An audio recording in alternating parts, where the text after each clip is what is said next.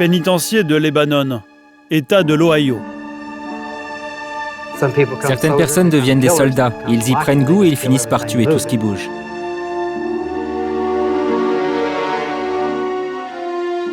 Vous, je pourrais vous tuer aujourd'hui. Vous êtes juste un visage que j'ai rencontré il y a 2 heures.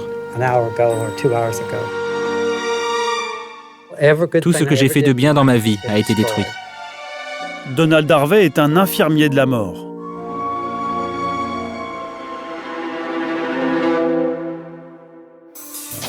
Cet homme, aux airs de gendre idéal, est un tueur en série. Sur cette vidéo, l'infirmier a 30 ans. Il décrit ici son 10e meurtre devant des enquêteurs. C'est la première fois à l'époque qu'un tueur en série passe aux aveux devant une caméra. What were the immediate symptoms that you saw, Donald? He died within, I'd say, approximately 5 minutes. He had respiratory shutdown. You're a smart individual, Donald. Right. Okay. You'll agree to that, right? I think I'm... Okay. But at the same time, you have to admit you're killing patients, right? Right. The only one I was worried about was Nelson. And why were you worried about him?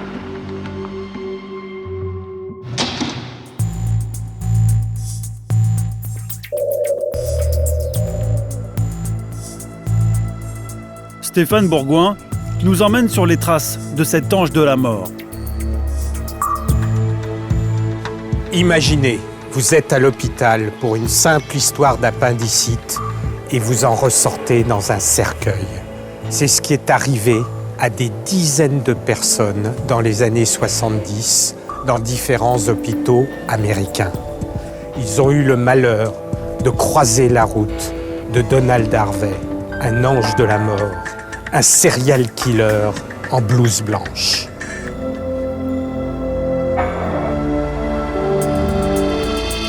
Cet infirmier tueur, je l'ai rencontré dans une prison de l'Ohio. Avec 34 condamnations à son actif, Harvey est un des tueurs en série les plus prolifiques au monde. Ce serial killer m'intéresse principalement pour 2 raisons. Tout d'abord, les méthodes occultes qu'il utilise pour sélectionner certaines de ses victimes. Deuxièmement, il a presque toujours expérimenté différentes formes de poison pour assassiner ses patients.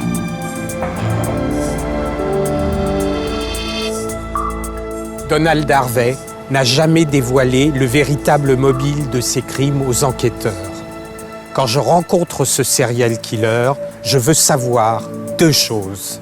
Que cache la personnalité de cet infirmier sadique et combien de victimes a-t-il sur la conscience? Va-t-il enfin me révéler ses secrets? Vous allez voir.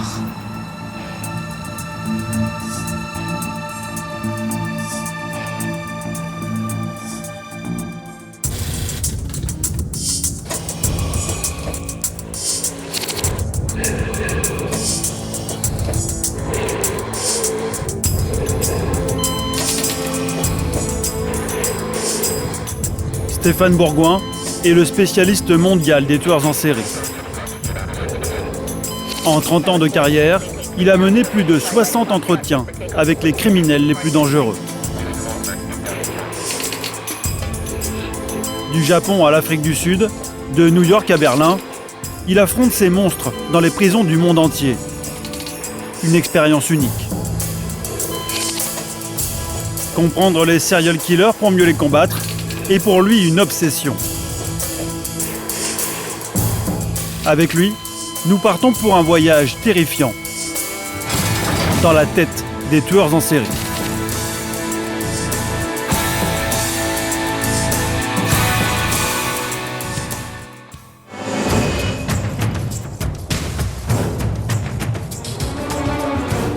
Départ aux États-Unis pour un nouveau cas d'étude, Donald Harvey.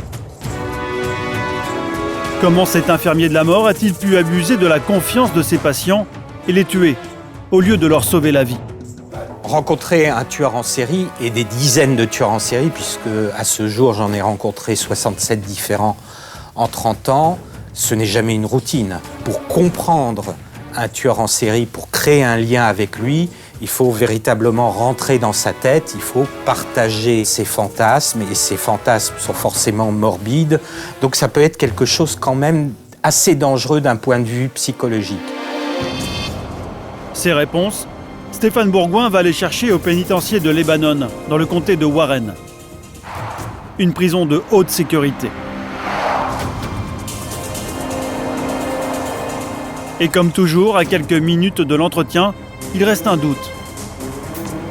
Donald Harvey va-t-il accepter de parler ?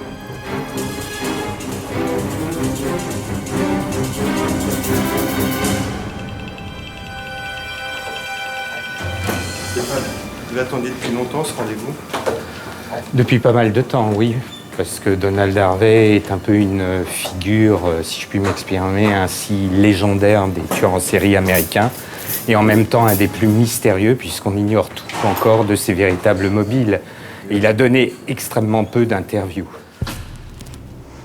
Pour éclaircir le mystère, l'entretien est prévu dans cette pièce. Autour de la table, l'avocat de Donald Harvey et son assistante.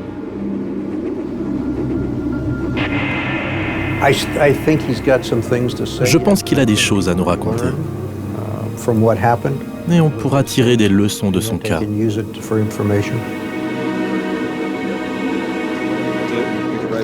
Il y aura aussi ce policier pour assurer la sécurité. Donald Harvey n'est pas un prisonnier comme les autres. Son cas est très particulier. Voilà pourquoi il est incarcéré avec d'anciens officiers de police, des membres de gangs, le genre de prisonniers qui ne peuvent pas être mélangés aux autres. Bien sûr qu'il pourrait être dangereux, mais pour être honnête, je dois dire que Donald Harvey a été un prisonnier modèle depuis qu'il est ici. Préparez-le et le sergent Malone va venir le chercher dans une minute. Stéphane Bourgoin est sous pression. C'est le rendez-vous de sa carrière. Lorsqu'il aperçoit Donald Harvey à travers la fenêtre, la tension monte d'un cran. Et là, c'est vrai que mon cœur s'est mis à battre beaucoup plus fort. J'avais quelque peu la gorge nouée. Et il y a toujours ce moment qui précède l'entretien qui est extrêmement stressant. Et en même temps, il ne faut pas que je montre ce stress à mon interlocuteur. Il ne faut pas que je me montre en état d'infériorité. Voici donc l'un des recordman du crime aux USA. Donald Harvey, 54 ans et 70 meurtres avoués. Hello, Mr. Harvey, I'm Stéphane Bourgoin. Je me souviens très bien du contact avec cette main très sèche, très osseuse. Ça ne me fait absolument pas plaisir de serrer la main ou de sourire à quelqu'un comme Donald Harvey, mais ça fait partie de la stratégie de l'entretien. Moi, je suis là pour le faire parler et ces personnalités psychopathiques, manipulateurs, menteurs, si on ne crée pas un climat de confiance avec eux, ils ne vont pas vous parler. Donc moi aussi, je vais essayer de manipuler l'individu qui est face à moi. Je peux vous appeler Donald ? Vous m'appelez comme vous voulez. Appelez-moi Stéphane, alors. Il est totalement maquillé. Il s'est mis du fond de teint. Je note qu'il s'est coupé les cheveux, coupé la moustache. Et il a visiblement repassé sa chemise. Il est, entre guillemets, parfait. Cette méticulosité, cette organisation et cette méthode, on la retrouve au travers des crimes de Harvey. Stéphane Bourgoin a seulement 3 heures pour comprendre.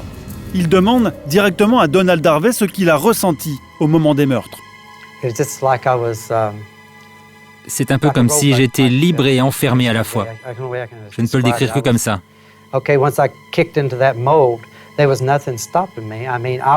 je rentrais dans cet état, rien ne pouvait m'arrêter, j'étais en transe. Je le sentais, tous mes sens étaient éveillés.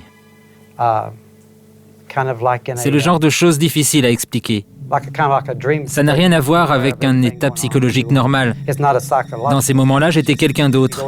J'étais une autre personne. Je pourrais faire la comparaison avec un pilote de course.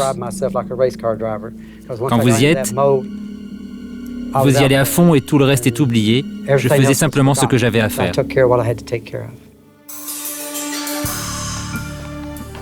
Quand il ressent ses pulsions meurtrières pour la première fois, Donald Harvey n'a que 17 ans.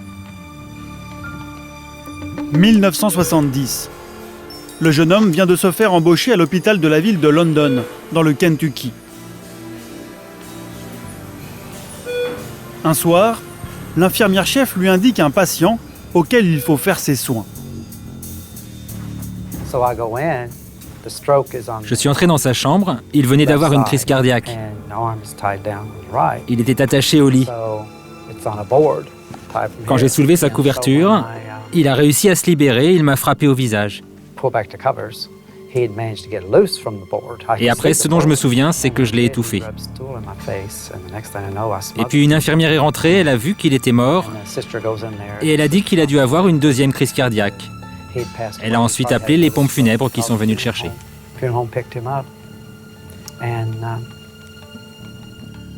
Comment l'avez-vous étouffé? Avec un coussin. Et en plus, je me souviens, il était alcoolique. Son visage, son nez étaient tout rouges, ce qui fait que les traces de l'étouffement n'étaient pas visibles sur lui. Donald Harvey, comme de nombreux tueurs en série, est un psychopathe, donc il n'a pas de sentiments. Il vous raconte ses crimes, comme tout un chacun pourrait raconter sa dernière sortie en famille au cinéma ou le baptême d'un enfant. C'est ce décalage absolument effrayant entre la froideur clinique avec laquelle il raconte les moindres détails, il assiste à l'agonie de ses victimes, il s'en délecte visiblement, et c'est ça qui véritablement crée un décalage qui est assez effrayant, parce que c'est la banalité du ton dans l'horreur. À 17 ans seulement, le jeune infirmier vient de basculer dans le crime. Et dès le lendemain, il récidive. La victime est cette fois un cancéreux à qui Donald Harvey doit poser un cathéter. J'ai commencé à lui enfoncer le cathéter dans son pénis. Il s'est relevé et je l'ai repoussé gentiment comme ça. Je lui ai dit « Tu ne vas pas m'empêcher de faire mon boulot ». J'ai dû le repousser une deuxième fois. Et puis j'étais couvert de sang. Je m'étais trompé de patient et il est mort d'une hémorragie interne. Donc là, il y a en quelque sorte, il personnalise encore plus l'horreur de ces crimes. Et il y a une victime notamment qui est sourde-muette, qu'il va torturer comme ça à de nombreuses reprises en la suffoquant, puis en relâchant le sac plastique pour la laisser reprendre son souffle. Et il va littéralement se délecter de l'agonie de cette victime qui ne peut pas le dénoncer. Donc là, véritablement, c'est la pleine mesure du sadisme de Donald Harvey qui se manifeste. J'étais comme sur des montagnes russes, je ne pouvais pas descendre. À chaque patient, ça devenait de plus en plus facile.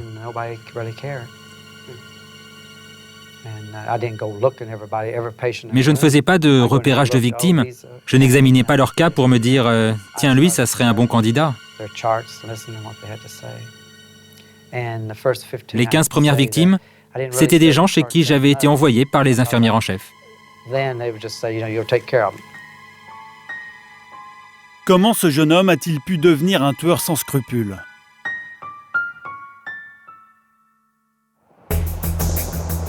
Banlieue de Cincinnati. Quelques jours avant son face-à-face, Stéphane Bourgoin avait pris rendez-vous avec William Wallen, l'avocat de Donald Harvey. Thank you. C'est l'homme qui le connaît le mieux. Pour Stéphane, William Wallen ressort les photocopies des journaux intimes de l'infirmier tueur. Des éléments précieux pour en apprendre un peu plus sur Harvey et son histoire.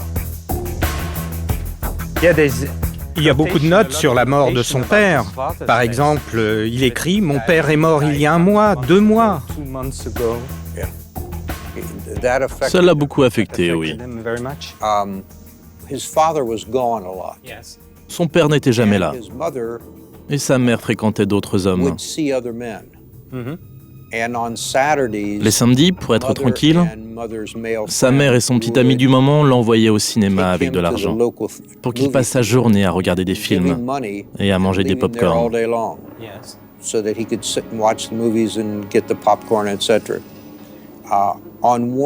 Lors d'une évaluation psychiatrique, il a traité sa mère de pute, chose qu'il a beaucoup regretté par la suite. Mais le comportement de sa mère et la perte de son père l'ont beaucoup perturbé.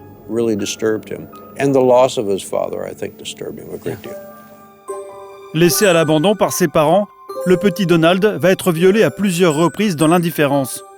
Par son oncle, puis par un voisin.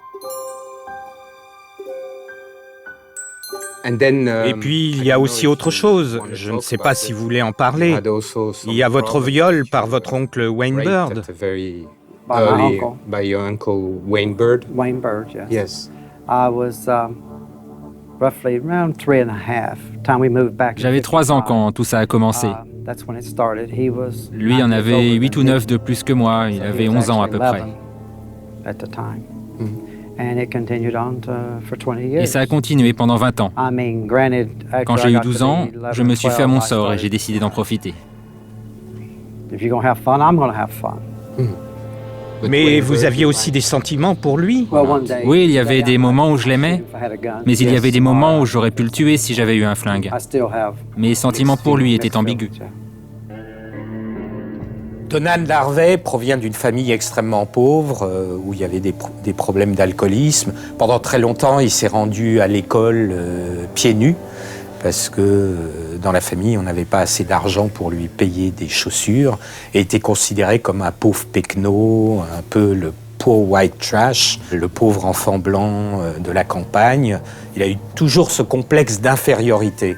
En plus, il a été abusé en tant qu'enfant, et là, une fois qu'il travaille en tant qu'infirmier, c'est lui qui maîtrise la situation, c'est lui qui décide de la vie et de la mort de tel ou tel patient. C'était important pour vous d'avoir le contrôle sur les patients dont vous vous occupiez? Oui. Oui, et même si ce n'était pas mes patients, pour moi c'était important d'avoir le contrôle. C'était la seule partie de ma vie que personne ne contrôlait à part moi. Quand je tuais les patients, j'étais quelqu'un de différent. C'était moi le chef, j'étais le seul à décider. Je faisais ce que j'avais à faire. C'est véritablement un des moments clés de l'entretien. Me dit que le fait de tuer, c'était pour lui la première fois qu'il était en contrôle de sa propre existence, qu'il n'était plus une victime, mais que c'était lui le maître de la situation, qu'il contrôlait la situation. Il insiste beaucoup là-dessus. Il y a un côté sombre dans chacun d'entre nous, mais la plupart des gens ne cherchent pas à l'explorer. Il y a des gens qui deviennent soldats, ils y prennent goût et vont tuer tout ce qui bouge. Ils peuvent tuer 50 personnes sans jamais avoir de remords. D'autres vont aller à la guerre, tuer 2, 3 personnes et se noyer dans l'alcool parce que ces morts vont continuer à les hanter.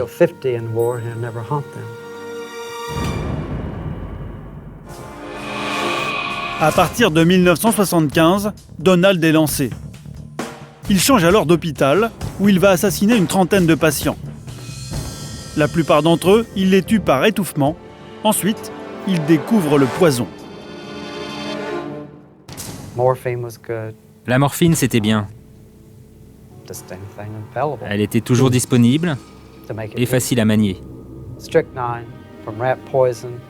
La strychnine aussi. Il fallait l'extraire de la morora et faire bouillir la poudre. Ensuite, il suffisait d'en mettre dans des desserts, des boissons.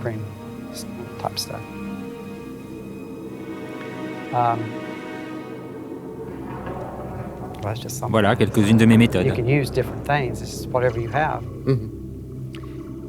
Quelle était votre méthode favorite? Le cyanure. C'est ce que je préférais parce que c'était simple et rapide. On peut l'injecter, l'utiliser sous forme de spray. C'est aussi efficace et on peut l'utiliser sous forme de pilule.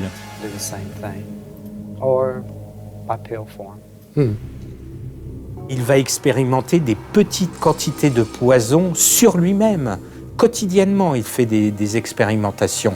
Ça, c'est assez hallucinant. Et il note tout ça dans des agendas. C'est très minutieux parce qu'il indique la somme qu'il a dépensée tel jour en faisant des courses à tel supermarché. Et tout d'un coup, 18h30, on a C.D. et ça représente le nom d'une victime au milieu des courses qu'il a fait au supermarché. Très vite, Harvey devient un expert en poison. Il apprend auprès de médecins qu'il côtoie quotidiennement. Sans le savoir, ce sont eux qui donnent les recettes du crime aux jeunes apprentis tueurs.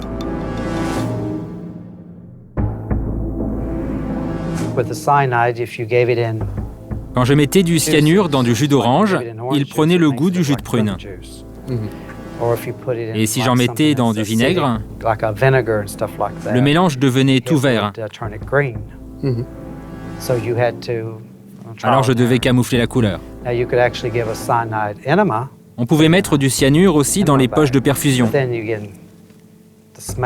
Mais il restait une odeur d'amande amère. Un jour, alors que je venais de tuer un patient, un des médecins a senti cette odeur.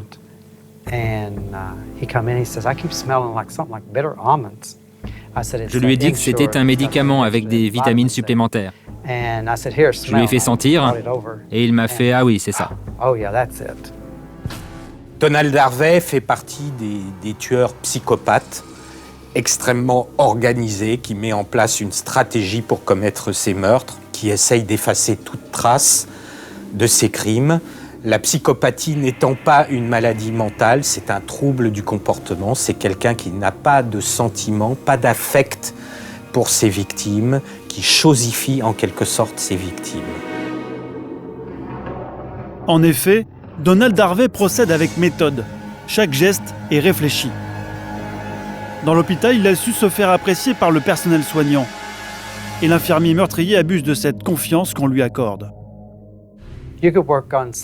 C'était plus simple au deuxième ou au troisième service parce qu'il n'y avait que 2 infirmières pour 30 ou 40 personnes.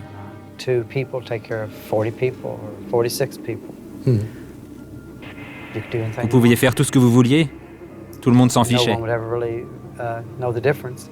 Si l'infirmière vous faisait confiance, elle vous disait « Allez faire des soins à Monsieur Jones ». Et puis elle n'allait jamais dans sa chambre pour vérifier si c'était fait.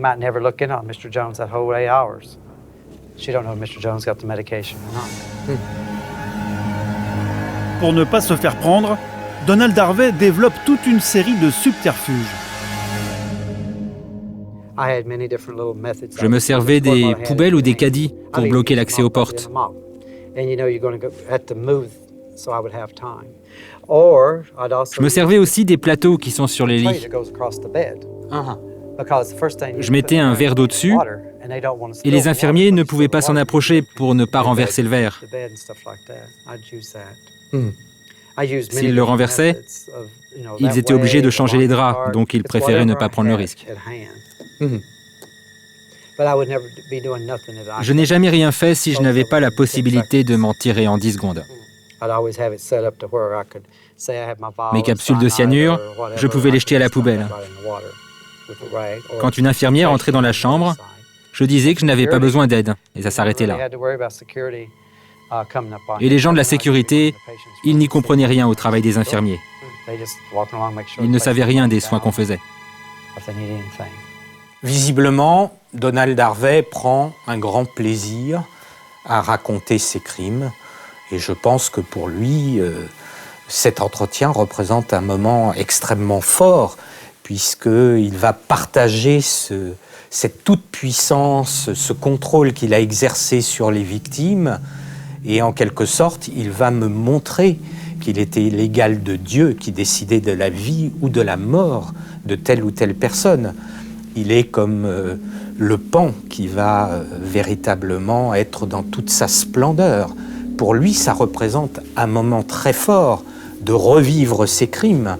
Et je suis sûr que dans sa cellule, on trouverait des coupures de presse se référant à ses crimes et des tas de livres sur des affaires criminelles où il est fait mention de Donald Harvey. Et je suis certain qu'il les lit pratiquement quotidiennement. Je dirais que le cas justement de Donald Harvey est assez exceptionnel de ce point de vue-là, de cette fierté qu'il a envie de partager, de montrer sa toute-puissance. Méthodique et organisé, l'infirmier tueur pousse le vice jusqu'à noter les noms de ses victimes. Une liste macabre qui s'allonge au fil des mois.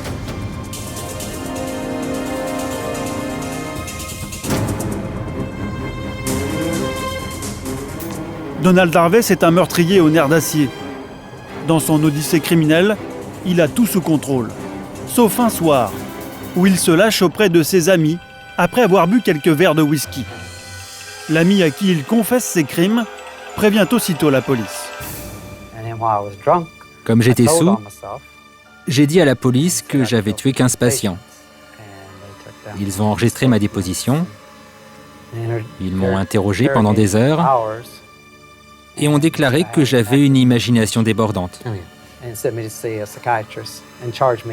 Ils m'ont envoyé chez le psychiatre et je m'en suis tiré avec une amende de $50. Et puis ils m'ont interdit de séjour dans leur comté. C'est tout.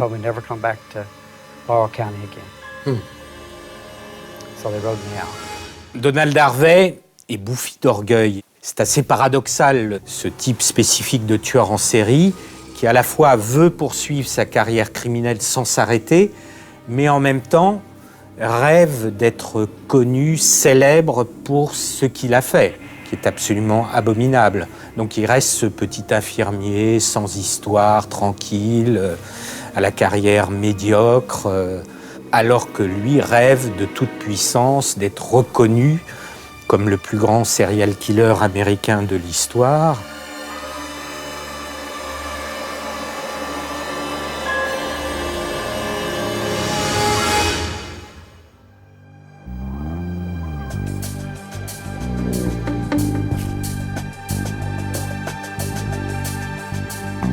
Retour chez William Wallen, l'avocat de Donald Harvey.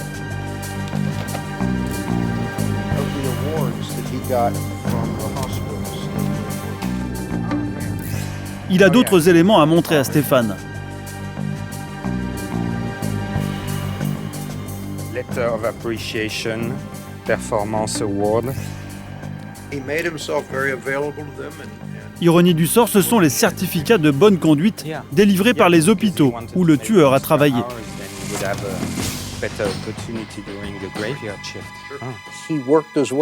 Il a réussi à gagner la confiance de ses collègues.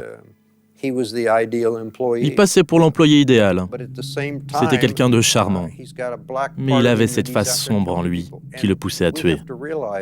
Il faut bien se rendre compte qu'il y a des gens parmi nous capables de ce genre de choses. Ils n'ont jamais la tête de l'emploi. Ils ne portent pas un grand manteau noir avec un chapeau. Ces gens-là sont tout à fait ordinaires. Ce sont des gens que vous trouvez sympathiques et avec lesquels vous avez envie d'être amis.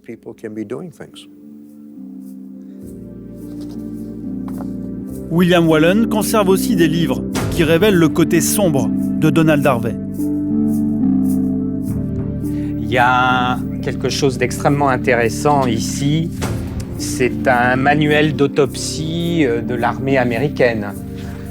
Alors dans ce manuel d'autopsie, on voit là par exemple une coupe de l'aorte et du cœur, et ici est indiqué tous les problèmes que peut avoir le cœur vis-à-vis d'empoisonnement notamment. On voit tous les détails des choses qui pouvaient lui servir par la suite pour expérimenter avec ses poisons. Donc on voit véritablement les obsessions personnelles du personnage et tout ce qui a forgé, je dirais, sa carrière criminelle. Stéphane découvre aussi que Donald Harvey pratiquait l'occultisme et qu'il célébrait des messes noires. Car le jeune homme entendait des voix.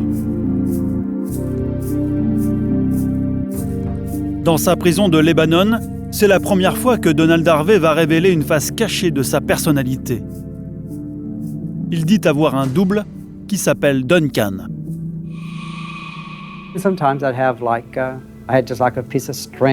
J'avais des bouts de tissu qui venaient des patients. Je les brûlais et je regardais ce qu'il se passait. Par exemple, pour prendre une décision sur le cas d'un patient précis, Je faisais des sortes de prières, puis je posais la question, cet homme, dois-je le tuer aujourd'hui?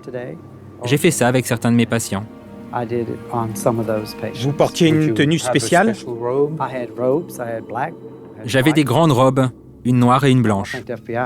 C'est le FBI qui les a aujourd'hui. Je ne sais pas si je les reverrai un jour, mais c'était de très jolies robes. J'avais aussi installé des autels et j'utilisais des assiettes en cristal.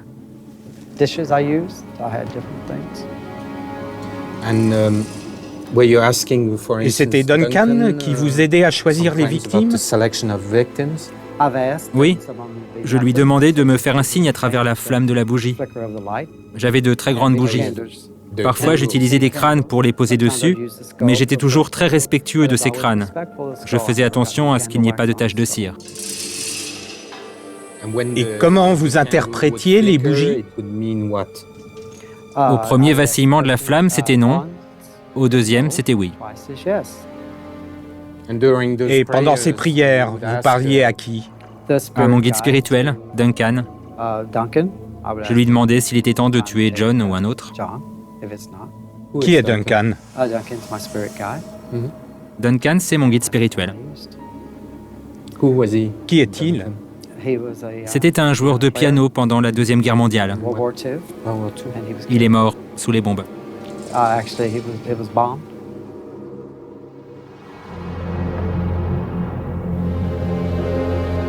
En 1986, Donald Harvey est affecté au Drake Hospital, à Cincinnati, dans l'Ohio.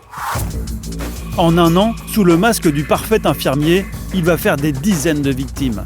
Jusqu'à ce jour du 24 avril 1987, un jeune homme, victime d'une chute en moto, vient d'être amené à l'hôpital. Quelques heures plus tard, il décède subitement d'une crise cardiaque. Intrigués, les médecins ordonnent une autopsie. Une odeur d'amande amère si caractéristique du cyanure se dégage du cadavre. Le légiste donne l'alerte. À l'époque, c'est William Fletcher qui hérite de l'affaire. Il est alors enquêteur au FBI de Cincinnati. On a commencé par interroger la femme de ce patient. Puis on a interrogé sa famille, on a passé en revue toutes les fiches des visites, toutes les personnes qui avaient accès à la perfusion de la victime. Avant d'interroger Donald Harvey, nous avions déjà parlé à 32 personnes. À ce moment-là, William Fletcher ne se doute de rien. Donald Harvey apparaît comme un témoin éventuel, rien de plus. Il était très calme, très poli. Il n'avait pas l'air inquiet du tout. Vous savez, pendant les interrogatoires, les gens sont souvent nerveux, certains transpirent beaucoup. Lui, il n'était pas du tout nerveux. C'était un interrogatoire de routine. Il est arrivé devant nous avec son air juvénile, il répondait tranquillement aux questions du genre « Votre nom, prénom ?» Puis tout à coup, il a dit à mon collègue « Ok, j'avoue, c'est moi qui l'ai tué. »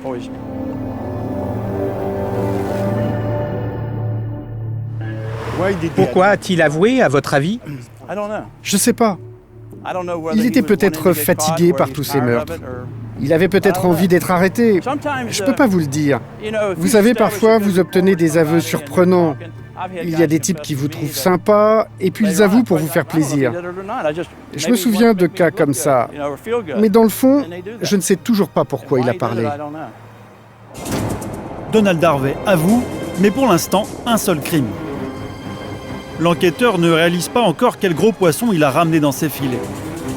Dans les archives du FBI, William Fletcher a retrouvé la première déposition officielle de Donald Harvey. On y découvre les premières confessions du tueur. Question. Tu dois connaître les effets du cyanure. Il répond oui. Autre question. Tu savais qu'en mettant du cyanure dans les poches à perfusion, il allait mourir de manière très douce et très rapide. Il répond oui. La quantité qu'il mettait était mortelle, suffisante pour tuer une armée entière. Pour l'instant, un seul meurtre. Pas question d'inculper Harvey de quoi que ce soit d'autre. Pour le défendre, c'est l'avocat William Wallen qui est alors commis d'office. Il ne sait pas encore que son client est l'un des plus grands criminels que l'Amérique ait connu. Je plaidais au palais de justice quand on m'a dit « Tu es désigné pour défendre un homme accusé de meurtre ». Il s'agissait d'un tueur d'hôpital. Vous pouviez imaginer que vous alliez devoir défendre un tueur en série? Jamais. Même dans mes pires cauchemars, je ne pouvais l'imaginer. Pour William Wallen, le cauchemar commence lorsqu'il se retrouve seul face à Donald Harvey. L'infirmier lui avoue l'impensable. Il a des dizaines de meurtres sur la conscience. J'ai parlé avec lui pendant 45 minutes, mais c'est comme un trou noir, et je ne peux pas vous dire de quoi exactement. C'est incroyable à dire, mais la seule chose qui me reste, c'est que je me suis demandé s'il me disait la vérité. Personne n'avait jamais entendu des choses pareilles. Je n'ai pensé qu'une chose, qu'est-ce que je vais faire de tout ça ?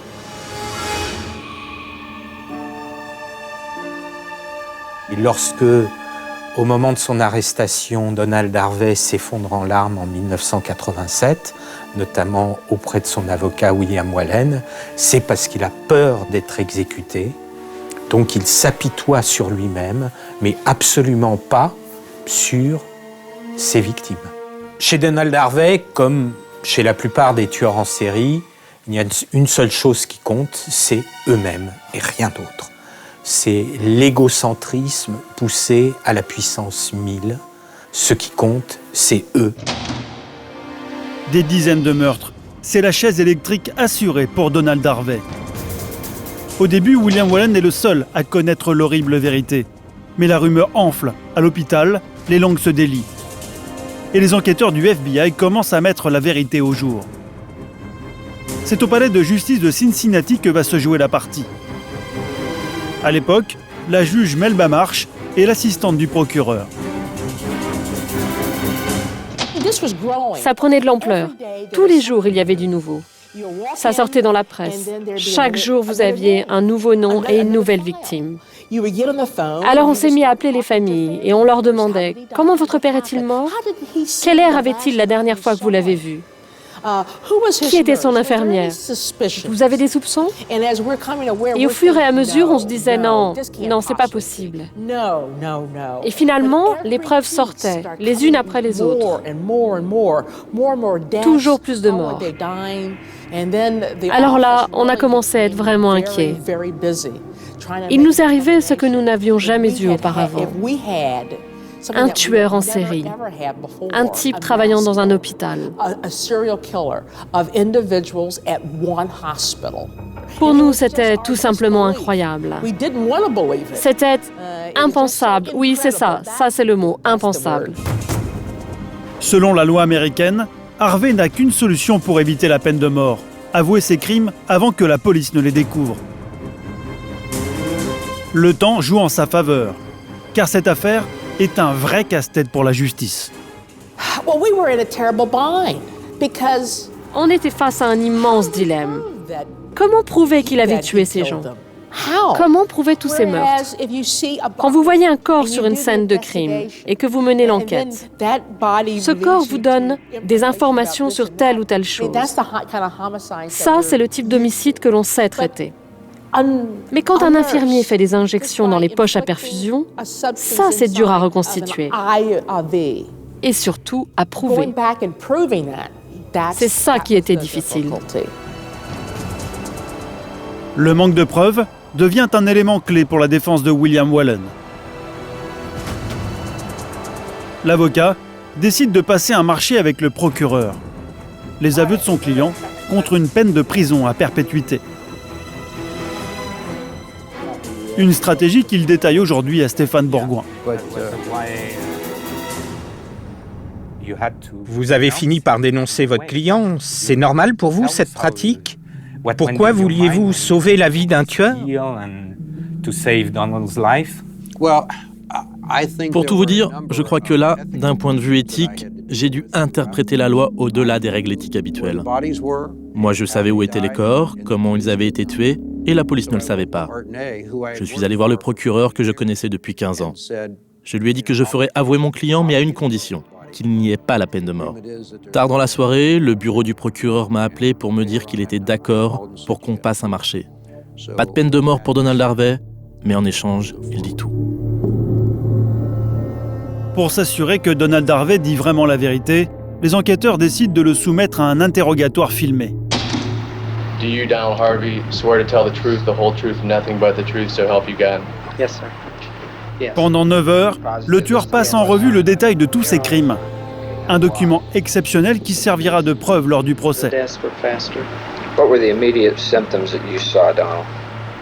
He died within, I'd say, approximately 5 minutes. He had respiratory shutdown. Describe that. He was on a mist of some kind from respiratory. There's several different things, so I just say he was on some kind of respiratory, the cannula or whatever. And very fast breathing, shallow, and then he was gone. William Fletcher, l'ancien enquêteur du FBI, participe à l'interrogatoire. Ce qui le frappe alors, c'est l'attitude désinvolte d'Harvey. Je me souviens qu'on blaguait aussi à certains moments. Quand il a demandé du café, on en a tous pris. Et puis au moment de le boire, il m'a regardé et il m'a dit en rigolant « Ne t'inquiète pas, j'ai rien mis dedans ». Il avait tué au moins 23 personnes et il plaisantait là-dessus. C'était très étrange. Je ne sais pas si je serais capable de plaisanter dans cette situation. Il n'avait aucun remords. Il n'a jamais montré aucune trace de remords. Now, can you recall the symptoms that you immediately observed in this patient when you administered this poison to him? A shallow breathing, and they get real ashy looking and just gone. I was surprised that the rat poison had worked so fast on him, and that he turned blue within 5 or 10 minutes. He was already gone. Je suis frappé par sa façon de raconter les crimes qui est tout à fait similaire à ce que je vais moi-même expérimenter 22 ans après. I gave him arsenic. Gave him arsenic? Yes. J'étais comme sur des montagnes russes, j'étais en transe. La même froideur, le même calme, la même perfection de Donald Harvey dans ses gestes, la même intonation de voix, pas d'émotion. Et cette froideur, cette absence de remords existait déjà en 87 et je la revis quelques 20 ans plus tard. Nom des patients, couleur de peau, âge, date du crime. Donald Harvey se souvient de chaque victime dans les moindres détails. Do you remember the location of James Wood, what unit he was in? B100, room 103, bed 3. Watson was in room 7, bed 4, I think. Room 1, 101, bed 4, I believe it was. He was in room 3. He's in room 7, 10, bed 2. He was a little short black guy. Came in just total train wreck. He came in like on a Friday, I'll say a Friday, and it happened on a Sunday, I believe. Sa mémoire est intacte. Il vous indique à quel jour, à quelle heure il a commis tel crime, quelle stratégie il a mise en place, comment il a élaboré les moyens de tuer telle ou telle victime, quelles étaient l'histoire personnelle de cette victime. C'est absolument incroyable parce qu'on pourrait penser que pour quelqu'un qui a tué un aussi grand nombre de personnes, qu'il aurait tendance à confondre telle ou telle victime, mais ce n'est absolument pas le cas. Et ça montre à quel point cette vie fantasmatique des meurtres qu'il a commis, de toute la préparation qu'il a mise en place, c'est quelque chose qu'il ressasse en permanence et qui ne le quittera jamais. À 4 heures du matin, après 9 heures d'interrogatoire, Donald Harvey vient d'avouer 23 meurtres. Le dossier est bouclé, il est transmis au procureur. William Wallen revient dans le palais de justice de Cincinnati, où s'est tenu le procès en août 87. Un procès qui va déchaîner les passions. C'est dans cette salle du palais de justice que l'avocat a vécu les moments les plus intenses de sa carrière.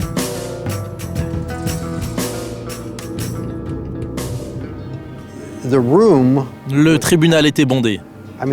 Il y avait ici des télés du monde entier.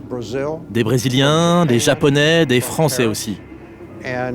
Toutes les télés, toutes les radios, tous les magazines, les journaux avaient envoyé leurs reporters. C'était tellement plein qu'on ne pouvait même plus bouger.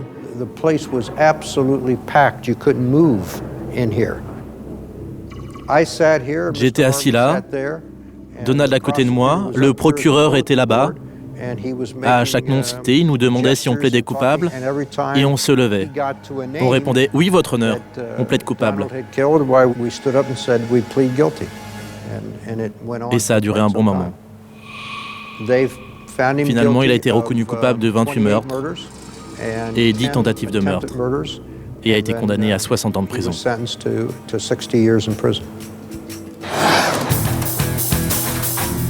Grâce à sa défense, William Wallen a sauvé la vie à Donald Harvey, l'un des pires tueurs en série des États-Unis. Mais pour l'avocat, ce n'est pas un cas de conscience. Je n'ai aucun problème avec ça.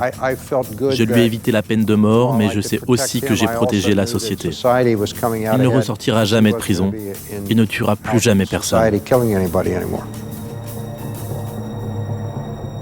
Une question se pose aujourd'hui. Depuis sa condamnation, Donald Harvey a avoué d'autres meurtres, 70 au total. Mais a-t-il tout dit ?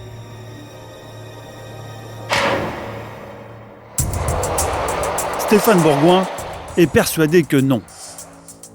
Retour à la prison de Lebanon. Le vrai nombre de victimes, c'est ce que Stéphane aimerait bien faire avouer à Donald Harvey lors de ce face-à-face. Alors en fin d'entretien, il tente le tout pour le tout. Dans les années 70, il y a une période où vous n'avez pas tué.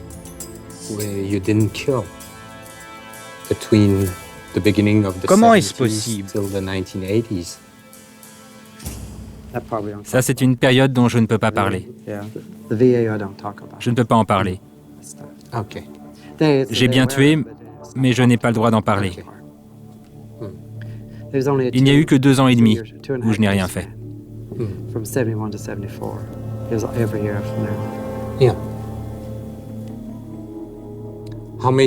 Combien de personnes avez-vous tué au total? J'ai été condamné pour 27 ou 29 meurtres. Les chefs d'accusation étaient... Je ne pense pas qu'il veut savoir le nombre de tes condamnations.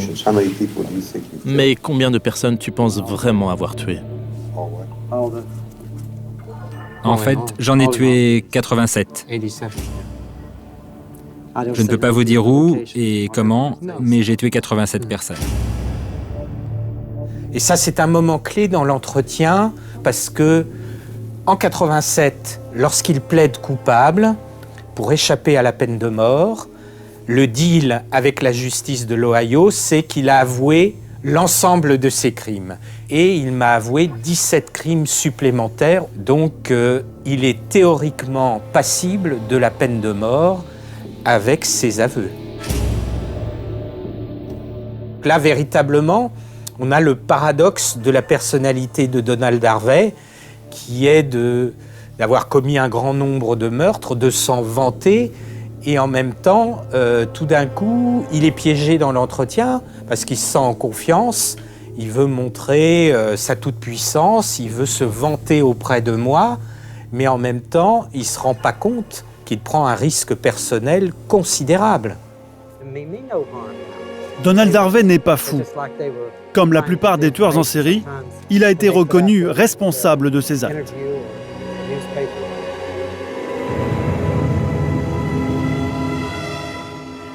Pourtant, aujourd'hui encore, il ne se sent pas coupable à 100%. Pour les 2 premiers, je me suis senti coupable. Pour ceux que je connaissais personnellement, je me suis senti coupable. Mais pour vous, je n'aurais aucun sentiment de culpabilité. Vous êtes juste un visage que j'ai rencontré il y a 2 heures. Pour mon avocat, ce serait différent. Je le connais depuis 19 ans. Là, c'est quelque chose qui, moi, me touche personnellement. Et je me souviens qu'à ce moment-là, j'ai eu le frisson, un petit peu la chair de poule. Et je me suis dit, mon Dieu, faites en sorte que ce gaillard ne ressorte jamais. Pas par peur personnelle, mais parce que je me dis que cet individu est toujours resté aussi dangereux et que même s'il est relâché à 70 ou 80 ans, il va à nouveau tuer sans l'ombre d'un doute. Malgré tout, je suis toujours un être humain. J'ai des sentiments, je sais faire la différence entre le bien et le mal. Le mal, c'est quand je tuais mes malades. Le bien, c'est quand je ne les tuais pas.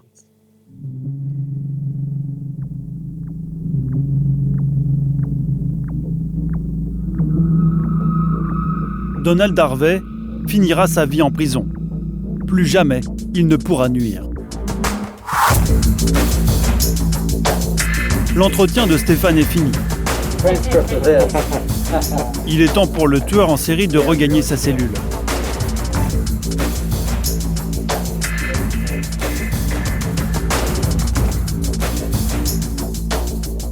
Et il part tout sourire, dans sa chemise bleue impeccable, toujours maquillé, sans l'ombre d'une goutte de sueur, alors que tout le monde était affecté à la fois par cet entretien, par la portée des paroles de Harvey, mais aussi par la chaleur suffocante qui régnait dans la pièce de la prison de Lebanon.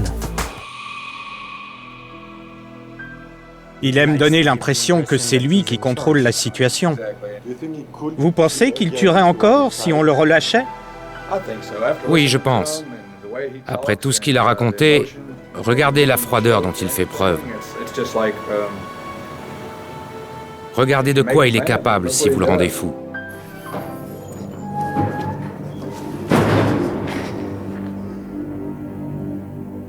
Donald Harvey, un tueur au sang-froid qui continuera encore longtemps à hanter les souvenirs de Stéphane. Et comme à la fin de chaque face-à-face, toujours la même question pour le spécialiste français. Le tueur en série lui a-t-il livré tous ses secrets?